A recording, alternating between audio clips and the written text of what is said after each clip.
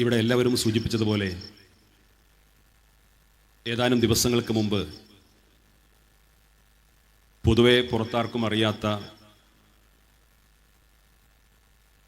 ഒരു ദർസിൽ പഠിച്ചുകൊണ്ടിരിക്കുന്ന അല്ലെങ്കിൽ പഠനം പൂർത്തീകരിച്ച ഒരു പൂർവ്വ വിദ്യാർത്ഥി സംഘടനയുടെ ഇങ്ങനെയൊരു പ്രതിഷേധ സമ്മേളനം നടക്കുന്നു എന്നറിഞ്ഞപ്പോഴേക്ക് സാമൂഹ്യ മാധ്യമങ്ങളിലൂടെയും സംഘടനാ ചാനലുകളിലുമൊക്കെ ഓരോരുത്തരും സ്വയം അതിൻ്റെ പ്രചാരണം ഏറ്റെടുത്തുകൊണ്ട്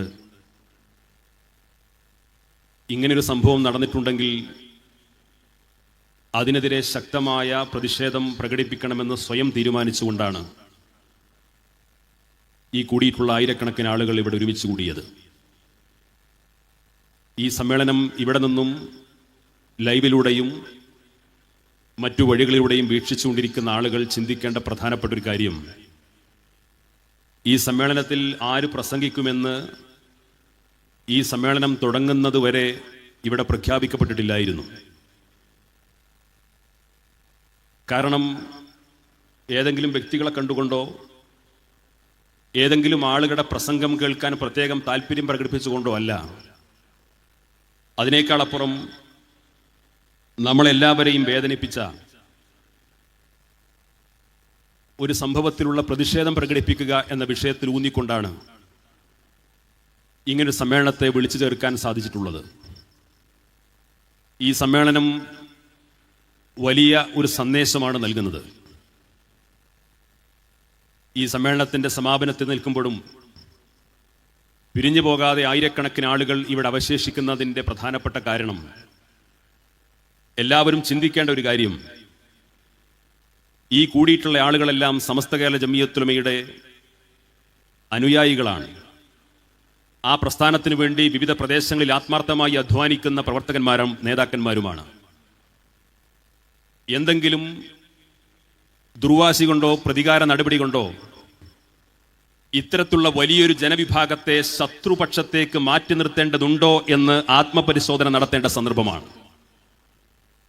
ഇവരാരും ആരുടെയും ശത്രുക്കളല്ല. ആദരണീയരായ പണ്ഡിതന്മാരെയും സാദാത്തുക്കളെയും ബഹുമാനിക്കാനും ആദരിക്കാനും കഴിഞ്ഞകാല പാരമ്പര്യങ്ങളെ മുറുകെ പിടിക്കാനും ആഗ്രഹിക്കുന്നവരും അതിനുവേണ്ടി ആത്മാർത്ഥമായി പ്രവർത്തിക്കാനും ഇപ്പോഴും സന്നദ്ധമായവരാണ്. പക്ഷേ അനാവശ്യമായി തെറ്റിദ്ധാരണകൾ പരത്തി, അനാവശ്യമായ വിവാദങ്ങൾ ഉണ്ടാക്കി, അനാവശ്യമായ ആരോപണങ്ങൾ ഉയർത്തിക്കൊണ്ടുവന്ന് ഓരോരുത്തരുടെയും മേലിൽ വൃത്തികെട്ട ഭാഷയിലുള്ള ചില ചാപ്പകൾ കുത്തിക്കൊണ്ട് ഇങ്ങനെ വിരുദ്ധ ചേരിയിലേക്ക് വീണ്ടും വീണ്ടും മാറ്റി നിർത്തുന്നത് ആർക്കാണ് ഗുണം ചെയ്യുക എന്ന് സ്വയം പരിശോധിക്കേണ്ടതാണ്. ഇവിടെ സൂചിപ്പിച്ചതുപോലെ ഇതുപോലുള്ള ഒരു സമ്മേളനം സംഘടിപ്പിക്കാനോ അതിൽ പങ്കെടുക്കാനോ ആഗ്രഹിച്ചവരല്ല നമ്മൾ ഓരോരുത്തരും. ഇതിന് നിമിത്തമായൊരു സംഭവം ഉണ്ടാകരുതേ എന്ന് ആഗ്രഹിച്ചവരാണ് ഓരോരുത്തരും. പക്ഷേ ദൗർഭാഗ്യവശാൽ അങ്ങനെ സംഭവിച്ചു. നമ്മുടെ എല്ലാം എല്ലാ അർത്ഥത്തിലും ബഹുമാനിക്കുന്ന ആദരിക്കുന്ന സമസ്ത കേരള ജംഇയ്യത്തുൽ ഉലമയുടെ അഭിമാന സ്ഥാപനമായി പതിറ്റാണ്ടുകളായി തലയുയർത്തി നിൽക്കുന്ന ഒരു മഹാസംവിധാനം, അതിൽ നിന്ന് സമസ്ത കേരള ജംഇയ്യത്തുൽ ഉലമയുടെ കേന്ദ്ര മുഷാവർ അംഗമായ ഒരു പരമോന്നതനായ പണ്ഡിതനെ വളരെ നിഷ്ഠൂരമായ വിധത്തിൽ പുകച്ചു പുറത്തു ചാടിക്കുന്ന വൃത്തികെട്ടൊരു സമീപനം സംഭവിച്ചിരിക്കുകയാണ്.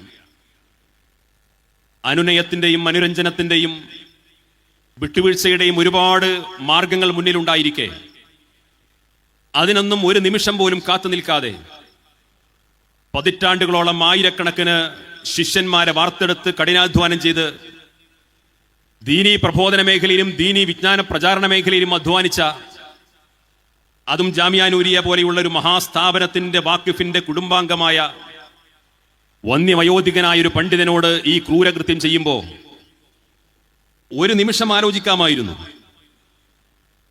അദ്ദേഹത്തിന്റെ മേൽ ഇന്ന ഒരു തെറ്റ്, ഒരു കുറ്റം, ഒരു പാകപ്പിഴവ് സംഭവിച്ചു എന്ന് ഇന്നുവരെ കൃത്യമായി സ്ഥിരീകരിക്കാനോ ആരോപിക്കാനോ സാധിച്ചിട്ടില്ല. ഇനി ആരോപണം എന്ന രീതിയിൽ എന്തെങ്കിലും ഉണ്ടെങ്കിൽ തന്നെ വാദത്തിനു വേണ്ടി സമ്മതിച്ചാൽ ആ വ്യക്തിയെ വിളിച്ചു വരുത്താം, സംസാരിക്കാം, തെറ്റുകൾ തിരുത്താൻ സംവിധാനമുണ്ട്, സാഹചര്യമുണ്ട്. പ്രശ്നങ്ങളെല്ലാം രമ്യമായി പരിഹരിച്ച് മുന്നോട്ട് പോകണമെന്ന് എപ്പോഴും പറഞ്ഞുകൊണ്ടിരിക്കുന്ന ആളുകൾക്ക് അത്തരം കാര്യങ്ങളൊക്കെ നിമിഷ നേരം കൊണ്ട് നിർവഹിക്കാവുന്നതേയുള്ളായിരുന്നു. പക്ഷേ നമ്മളൊന്നും ഇഷ്ടപ്പെടാത്ത, നമ്മളൊന്നും പ്രതീക്ഷിക്കാത്ത, നമ്മളൊരിക്കലും ഒരു കാലത്തും പ്രതീക്ഷിക്കാത്ത സമീപനമാണ് ഉണ്ടായിക്കൊണ്ടിരിക്കുന്നത്. ഇതിന്റെ ലാഭമാർക്കാണ്? ഇതിന്റെ നഷ്ടം ആർക്കാണ്? ഇതുകൊണ്ട് സംഭവിക്കാവുന്ന പ്രത്യാഘാതങ്ങൾ എന്താണ് എന്ന് എല്ലാ ബന്ധപ്പെട്ട ആളുകളും ചിന്തിക്കണമെന്ന് വളരെ വിനയപൂർവ്വം ആമുഖമായി ആവശ്യപ്പെടുകയാണ്. എന്നിട്ട് ഇങ്ങനൊരു സമ്മേളനം സംഘടിപ്പിച്ചു. ആ സമ്മേളനവുമായിട്ട് മുന്നോട്ട് വരുമ്പോൾ നമുക്കറിയാം, സ്വാഭാവികമായും അദ്ദേഹത്തിന്റെ ശിഷ്യഗണങ്ങൾ സംഘടിപ്പിക്കുന്നൊരു സമ്മേളനം അവർ വലിയ ജനസ്വാധീനമുള്ളൊരു സംഘടനയല്ല, വലിയ സാമ്പത്തിക ശേഷിയുള്ള സംഘടനയല്ല, വലിയ രീതിയിൽ ഇത്തരത്തിലുള്ള മഹാസമ്മേളനങ്ങൾ സംഘടിപ്പിച്ച് പരിചിതമുള്ളവരല്ല. അവരെ, അതിന്റെ സംഘാടകരെ, ഇന്നലെ രാവിലെ അറിഞ്ഞൊരു സംഭവം, അതിന്റെ സംഘാടകരെ ഇവിടുത്തെ പോലീസ് സ്റ്റേഷനിലേക്ക് വിളിച്ചു ചേർത്തുകൊണ്ട് പറഞ്ഞത്രേ, നിങ്ങൾക്ക് ഈ സമ്മേളനം നടത്താനുള്ള അനുമതി ക്യാൻസൽ ചെയ്തിരിക്കുന്നു. അവിടെ വലിയ സംഘർഷമുണ്ടാകാൻ സാധ്യതയുണ്ട്, ആ സമ്മേളനത്തിൽ വലിയ കുഴപ്പങ്ങൾ ഉണ്ടാകാൻ സാധ്യതയുണ്ട്.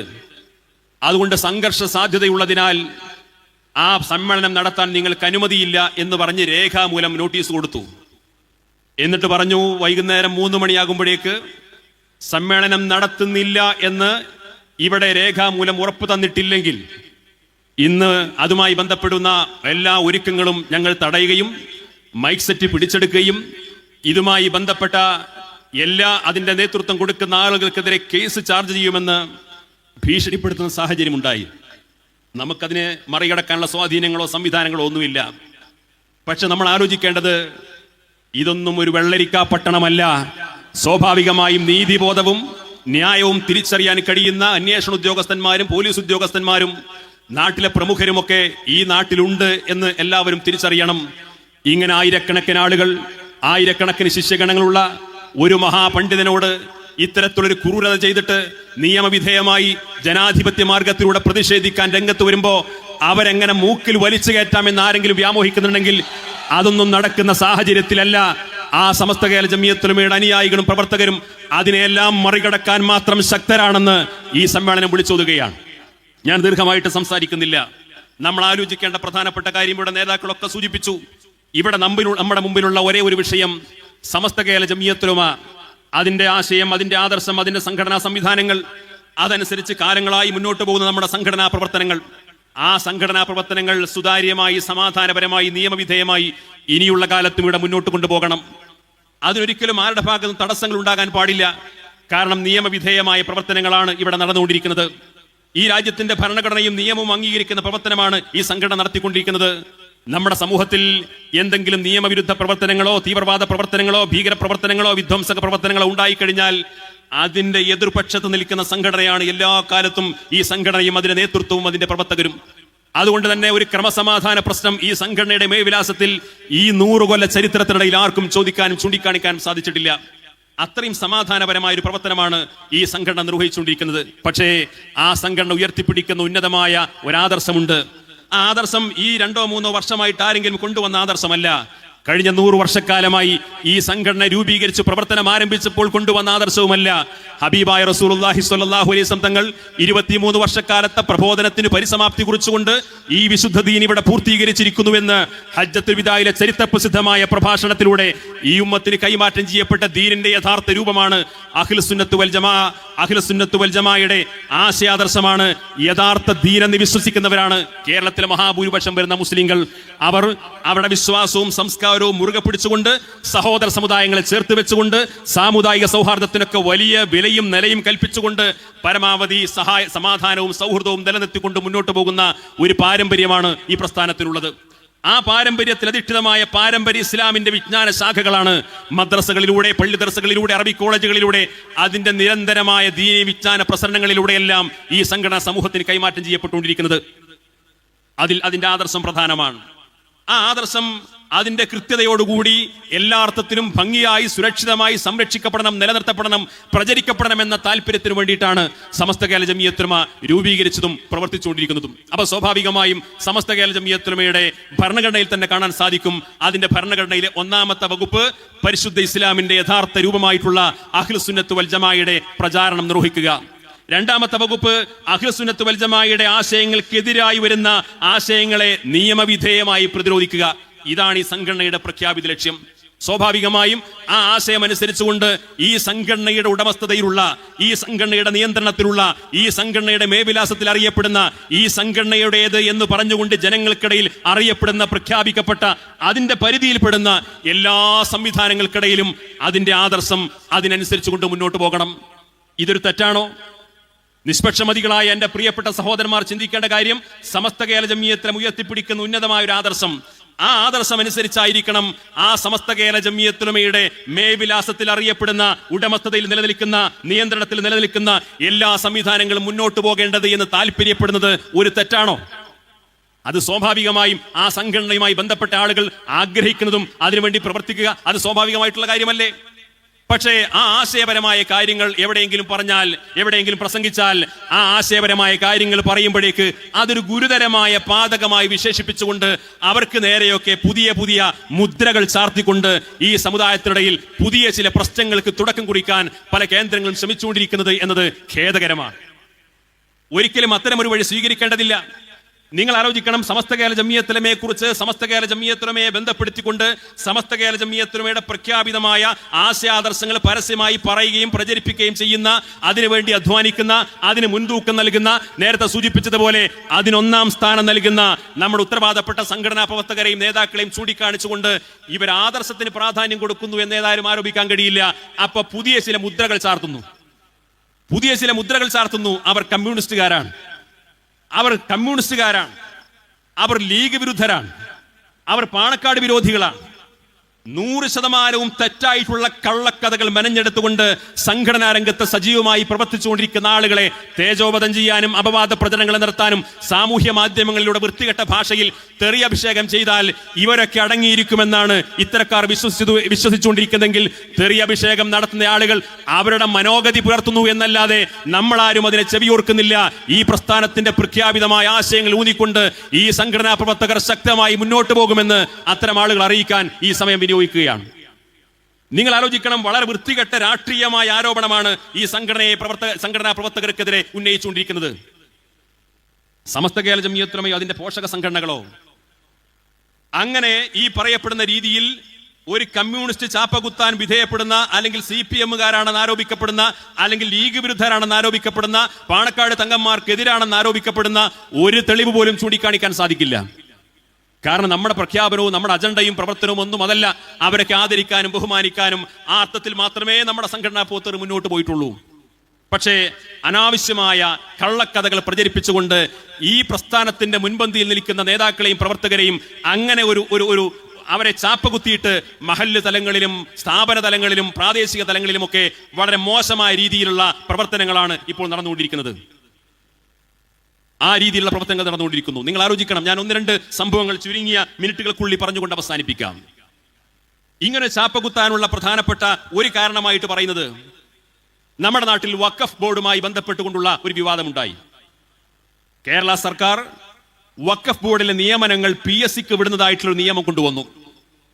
ആ നിയമം കൊണ്ടുവന്ന് ആ വിവാദങ്ങൾ പര്യവസാനം നടത്തുന്നതുവരെ സമസ്ത കേരള ജംഇയ്യത്തുലമയോ അതിന്റെ പോഷക ഘടകങ്ങളോ വഖഫ് ബോർഡിലെ നിയമനങ്ങൾ PSCക്ക് വിടുന്നതിന് അനുകൂലമായ ഒരു സമീപനം ഒരു കാലത്തും പ്രകടിപ്പിച്ചിട്ടില്ല. വഖഫ് ബോർഡിലെ നിയമനങ്ങൾ PSCക്ക് വിടരുത് എന്നാണ് നമ്മുടെ സംഘടനാ നേതാക്കളും പറഞ്ഞത്. മാത്രമല്ല, വഖഫ് ബോർഡിലെ നിയമനങ്ങൾ PSCക്ക് വിടുന്നതിനെതിരെ നടക്കുന്ന സമരങ്ങളെ പിന്തുണച്ചു. ആ സമരങ്ങൾക്ക് നമ്മുടെ സംഘടന തന്നെ പല പ്രാദേശിക തലങ്ങളിലും മറ്റൊക്കെ നേതൃത്വം കൊടുത്തു. PSCക്ക് വിടരുതെന്ന് നമ്മുടെ സമസ്ത കേരള ജംഇയ്യത്തുലമ തന്നെ പരസ്യമായി ആഹ്വാനം ചെയ്തു, പ്രസ്താവന ഇറക്കി, ഉത്തരവാദപ്പെട്ട രാജ്യത്തിന്റെ മുഖ്യമന്ത്രിക്കും അധികൃതർക്കും നിവേദനം നൽകി. ഒരു സമയത്തും ഇതിന് സർക്കാർ കൊണ്ടുവന്ന ആ നിയമത്തിന് അനുകൂലമായ ഒരു സമീപനം സമസ്തയോ പോഷക ഘടകങ്ങളോ അതിലേതെങ്കിലും ഒരു പ്രവർത്തകരോ പോലും സ്വീകരിച്ചിട്ടില്ല. എന്നാൽ ഈ ചാപ്പ, ഇതിന്റെ പേര് പറഞ്ഞുകൊണ്ട് ഈ സമസ്ത കേരള ജംഇയ്യത്തുലമയുടെ നേതാക്കളെ ഇതിന്റെ പേര് പറഞ്ഞുകൊണ്ട് കമ്മ്യൂണിസ്റ്റ് ചാപ്പ കുത്താൻ ഒരുങ്ങുന്ന ആളുകൾ ചിന്തിക്കേണ്ടത്, നിങ്ങൾ അതിന്റെ നാൾവഴി പരിശോധിക്കണം. അതിന്റെ നാൾവഴി പരിശോധിച്ചാൽ അറിയാം. അതാദ്യമായി കേരള നിയമസഭയിൽ വന്ന സമയത്ത് അന്ന് പ്രതിപക്ഷത്തുള്ള ഒരു മുസ്ലിം MLA എഴുന്നേറ്റുകൊണ്ട് പറഞ്ഞ കാര്യം, നിലവിലുള്ള അംഗങ്ങൾക്ക് മുഴുവനും സ്ഥിരം നിയമനം കൊടുക്കണം, തുടർന്നുള്ളത് നിങ്ങൾക്ക് PSCക്ക് വിട്ടോ. സമസ്ത അത് പറഞ്ഞിട്ടില്ല. നിലവിലുള്ള ആളുകൾക്കൊക്കെ സ്ഥിരം നിയമനം കൊടുക്കണം, എന്നാൽ തുടർന്നുള്ള നിയമനങ്ങൾ PSCക്ക് വിടാം എന്ന് കേരള നിയമസഭയിൽ പറഞ്ഞത് പ്രതിപക്ഷത്തിരിക്കുന്ന ഒരു മുസ്ലിം MLA ആണ്. അത് അവരുടെ അഭിപ്രായമായിരിക്കും, ഞാൻ അതിലൊന്നും ഇടപെടുന്നില്ല. ഓരോരുത്തർക്കും രാഷ്ട്രീയമായ തീരുമാനങ്ങൾ എടുക്കാം, അഭിപ്രായങ്ങൾ പറയാം, അതൊന്നും നമ്മുടെ ചർച്ചയല്ല. പക്ഷേ അത്തരം ഒരു തീരുമാനത്തിലേക്ക് പോലും നിലപാടിലേക്ക് പോലും എത്താത്ത സമസ്തയെ ചൂണ്ടിക്കാണിച്ചുകൊണ്ടാണ്, ഇതിന്റെ പേര് പറഞ്ഞുകൊണ്ട്, ഈ വഖഫ് ബോർഡിലെ PSCയുടെ നിയമനങ്ങൾ ചൂണ്ടിക്കാണിച്ചുകൊണ്ട് ഇത്തരത്തിലുള്ള വൃത്തികേടുകൾ ആരോപിച്ചുകൊണ്ടിരിക്കുന്നത്. അതുമായി ബന്ധപ്പെട്ടുകൊണ്ട് മുസ്ലിം സംഘടനകൾ യോഗം ചേർന്നു. മുസ്ലിം സംഘടനകൾ യോഗം ചേർന്നുകൊണ്ട് അതിന്റെ വിവിധ പ്രക്ഷോഭ പരിപാടികൾ പ്രഖ്യാപിക്കപ്പെട്ടു.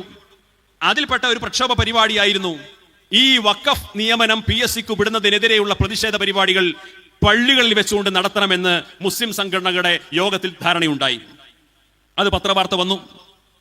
പള്ളികളിൽ ഇങ്ങനെ പ്രതിഷേധം നടത്തണം, പ്രസംഗം നടത്തണം എന്ന് പറഞ്ഞത് ആദരണീയരായ പാണക്കാട് സാദാത്യങ്ങളോ ഏതെങ്കിലും കാലിമാരോ ഒന്നുമല്ല, രാഷ്ട്രീയ രംഗത്ത് മാത്രമുള്ള ആളുകളാണ് അത് സമൂഹത്തോട് പറഞ്ഞത്. സ്വാഭാവികമായും ഇത് മഹല്ലുകളിൽ പ്രശ്നം ഉടലെടുക്കും. നമ്മുടെ സമസ്തയുടെ ആദരണീയരായ നേതാക്കളോട് പല മഹല്ലുകളിൽ നിന്ന് വിളിച്ചു ചോദിച്ചു. ആ വഖഫ് ബോർഡ് നിയമനത്തിനെതിരെ പള്ളിയിൽ പ്രസംഗിക്കണമെന്ന ആഹ്വാനം കണ്ടു. നമ്മുടെ മഹല്ലിൽ അത് പ്രസംഗിച്ചാൽ ഒരുപക്ഷെ പ്രശ്നമുണ്ടാകാൻ സാധ്യതയുണ്ട്, ഞങ്ങൾ എന്ത് ചെയ്യണം? നമ്മുടെ ഉസ്താദുമാർക്ക് പല മഹല്ലുകളിൽ നിന്നും ഇതുമായി ബന്ധപ്പെട്ട അന്വേഷണങ്ങൾ വന്ന സമയത്ത് ആദരണീയനായ ജിഫ്രി തങ്ങളും ആലിക്കുട്ടി ഉസ്താദും MT ഉസ്താദ് പോലെയുള്ള നമ്മുടെ സംഘടനയുടെ സമുന്നതരായ നേതാക്കന്മാർ, അവർ കുഞ്ഞാലി സാഹിബ് ഉൾപ്പെടെയുള്ള നേതാക്കളെ വിളിച്ചുകൊണ്ട് കാര്യങ്ങൾ അന്വേഷിച്ചു. അപ്പൊ അവരും പറഞ്ഞു, പള്ളികളിൽ ഇതുമായി ബന്ധപ്പെട്ട പ്രതിഷേധവും പ്രസംഗങ്ങളൊക്കെ നടന്നു കഴിഞ്ഞാൽ പല മഹല്ലുകളിലും പല രാഷ്ട്രീയമായ ആഭിമുഖ്യമുള്ള ആളുകളൊക്കെ മഹല്ല് കമ്മിറ്റിയിലുണ്ട്, മഹല്ല് പള്ളിയിൽ ജുമാക്ക് വരുന്നവരാണ്. സ്വാഭാവികമായിട്ടും പള്ളിക്കകത്ത് പറഞ്ഞാൽ ഒരു പക്ഷേ പ്രശ്നങ്ങൾ ഉണ്ടാകാൻ സാധ്യതയുണ്ട്. അതിന്റെ പേരിൽ പള്ളികളിൽ അടിപിടി ഉണ്ടാകാം, സംഘർഷം ഉണ്ടായാൽ പള്ളി പൂട്ടി. ഇതൊക്കെ മുമ്പ് നമ്മൾ പലതവണ കണ്ടതാണ്. അപ്പൊ ഇവരുടെ ഒക്കെ കൂടിയാലോചിച്ചുകൊണ്ട് തന്നെ ഉസ്താദുമാർ പറഞ്ഞു, പള്ളിക്കകത്ത് പ്രസംഗിക്കണ്ട. അതിന്റെ അർത്ഥം ഈ നിയമനത്തിന് അനുകൂലമാണെന്നല്ല. പള്ളിക്ക് പുറത്ത് പ്രസംഗിക്കാം, പള്ളിക്ക് പുറത്ത് സമരം നടത്താം, പള്ളിക്ക് പുറത്ത് പ്രക്ഷോഭം നടത്താം. പക്ഷെ പള്ളിക്കകത്ത് ഈ വിഷയം പറഞ്ഞുകൊണ്ട് ഒരു സംഘർഷത്തിന് നാം കാരണമാകണ്ട, പള്ളിയിൽ അതുമായി ബന്ധപ്പെട്ട ഒരു പുതിയ സംഘർഷത്തിന് കാരണമുണ്ടാകണ്ട.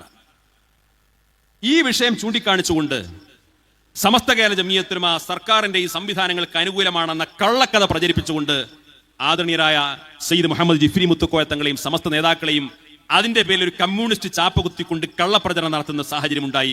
ആരാണ്, ഏതെല്ലാം രീതിയിലാണ് ഇതുമായി ബന്ധപ്പെട്ട നിലപാടുകൾ ഓരോ ഘട്ടങ്ങളിലും ഓരോരുത്തരും സ്വീകരിച്ചതെന്ന് നിഷ്പക്ഷമായി ആർക്കും പരിശോധിച്ചാൽ ബോധ്യമാകുന്ന ഒരു കാര്യമാണ്. രണ്ടാമത്തെ കാര്യം CAC-യുമായി ബന്ധപ്പെട്ട് ഇവിടെ നേരത്തെ സൂചിപ്പിച്ചു. നമുക്കറിയാം, അതിന് നേതൃത്വം കൊടുക്കുന്ന ആളുകളോട് വ്യക്തിപരമായി നമുക്ക് ആർക്കും ഒരു വിരോധമില്ല. അവർ നമ്മളെ ഒന്നും ചെയ്തിട്ടില്ല, നമ്മൾ അവരെ ഒന്നും ചെയ്തിട്ടില്ല. സമസ്തയുടെ ആദരണീയരായ നേതാക്കളാണ് മുഷാവറ യോഗം ചേർന്നുകൊണ്ട് അവർ തീരുമാനിച്ചു, ആ സംവിധാനത്തിന് ഇന്നാലിന് കുഴപ്പങ്ങളുണ്ട്, അതിന് നേതൃത്വം കൊടുക്കുന്ന ആളുകൾക്ക് ഇന്നാലിന് കുഴപ്പങ്ങളുണ്ട്, അതിന്റെ ഭരണങ്ങളിൽ ഇന്നാലിന് പ്രശ്നങ്ങളുണ്ട്, അതിന്റെ അഡ്മിഷനുമായി ബന്ധപ്പെട്ട് അല്ലെങ്കിൽ അവിടുത്തെ ക്ലാസുകളുമായി ബന്ധപ്പെട്ട് പ്രശ്നങ്ങളുണ്ട്. ഉസ്താദുമാർ നമ്മുടെ മുമ്പിൽ വിശദീകരിച്ചു. സംഘടനയുടെ സംസ്ഥാന കൗൺസിലർമാർ എല്ലാ പോഷകഘടകങ്ങളെയും സംസ്ഥാന കൗൺസിലർമാരെ വിളിച്ച് വിശദീകരിച്ചു. അതിനുശേഷം പരസ്യമായി സമ്മേളനങ്ങൾ നടത്തി വിശദീകരിച്ചു.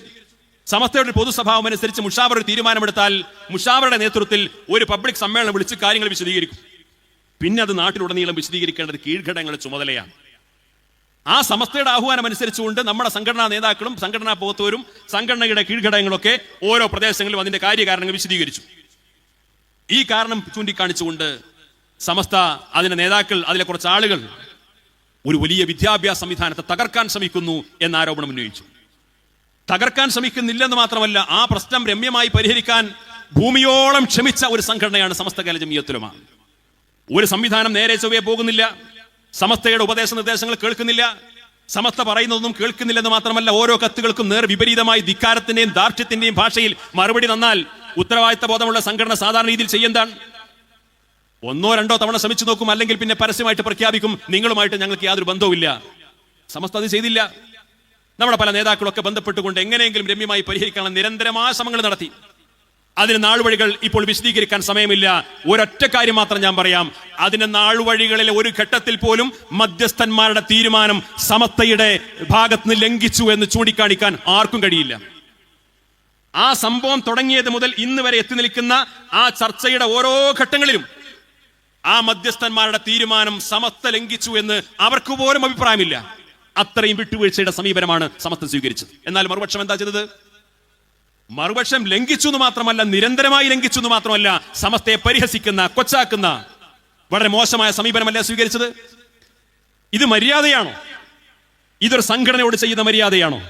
സമസ്ത കേരള ജമിയത്തുൽ ഉലമ അവസാനമായി തീരുമാനിച്ചു, മധ്യസ്ഥന്മാരുണ്ടാക്കിയിട്ടുള്ള 9 ദിന തീരുമാനം ആ തീരുമാനം പൂർണ്ണമായി നടപ്പിലാക്കപ്പെടുന്നത് വരെ സമസ്തക്ക് CAC സംവിധാനവുമായി വാഫി സംവിധാനവുമായി ബന്ധമില്ല പരസ്യമായി പ്രഖ്യാപിച്ചു. എന്നിട്ട് കൂട്ടത്തിൽ പറഞ്ഞു, ആദരണീയനായ സാദിഖ് അലി ശിഹാബ് തങ്ങൾ ഈ 9 തീരുമാനങ്ങൾ അവരെ കൊണ്ട് നടപ്പാക്കി കൊണ്ടുവരാമെന്ന് പറഞ്ഞിട്ടുണ്ട്. അത് നടപ്പാക്കി വരുന്ന മുറയനുസരിച്ചുകൊണ്ട് സമസ്തയുടെ തീരുമാനം പുനഃപരിശോധിക്കും. അത്രയും വിശാലമായ സമീപനമാണ് നമ്മുടെ നേതാക്കൾ സ്വീകരിച്ചത്. ആ 9 തീരുമാനങ്ങൾ നടപ്പാക്കിയില്ലെന്ന് മാത്രമല്ല, അതിന് നേതൃത്വം കൊടുക്കുന്ന ആളുകൾ മലപ്പുറത്ത് പരസ്യമായി പത്രസമ്മേളനം വിളിച്ചുകൊണ്ട് പറഞ്ഞു, സമസ്തയുടെ ഡ്രൈവറെ മാറ്റണം, സമസ്തയുടെ ഡ്രൈവറെ മാറ്റണം. അതിന് മുമ്പത്തെ പത്രസമ്മേളനത്തിൽ പറഞ്ഞു, സമസ്തയ്ക്ക് ഇവിടെ റോളുമില്ല, ഇത് CACയുടെ സ്വന്തം എൻറ്റിറ്റിയാണ്. ഇവരെന്താ നമ്മൾ വേണ്ടത്? അവരെങ്ങനെ പൂവിട്ട് പൂജിക്കണോ? സമസ്ത കേരള ജംഇയ്യത്തുലമയ്ക്കെതിരെ ഇങ്ങനെ ദാർഢ്യത്തോടുകൂടി നിരന്തരം പെരുമാറുന്ന ആളുകളോട് സമസ്തയുടെ പ്രവർത്തകർ എന്ത് ചെയ്യണം? സമസ്ത കേരള ജംഇയ്യത്തുലമയുടെ മുഷാവറയുടെ തീരുമാനങ്ങളെ, മധ്യസ്ഥന്മാരുടെ തീരുമാനങ്ങളെ നിരന്തരം ലംഘിക്കുക മാത്രമല്ല, അതിന് മഹാരഥന്മാരായ പണ്ഡിതന്മാരെ തെരുവോരങ്ങളിലും സോഷ്യൽ മീഡിയയിലും തേജോപതം ചെയ്ത് വൃത്തികെട്ട ഭാഷയിൽ തെറിയഭിഷേകം ചെയ്തുകൊണ്ട് നടക്കുന്ന ആളുകളെ അങ്ങനെ ബഹുമാനിക്കാൻ സുന്നത്ത് ജമാഅത്തിന്റെ പ്രവർത്തകന്മാർക്ക് സൗകര്യമില്ല. സമസ്ത കേരള ജംഇയ്യത്തുലമ ഒരു തീരുമാനമെടുത്താൽ, മധ്യസ്ഥന്മാർ ഒരു തീരുമാനമെടുത്താൽ അത് അംഗീകരിക്കണം, അത് അനുസരിക്കണം. അത് അംഗീകരിക്കാൻ എല്ലാവരും സന്നദ്ധമാണ്, ആർക്കും ഇതിൽ അഭിപ്രായ വ്യത്യാസമില്ല.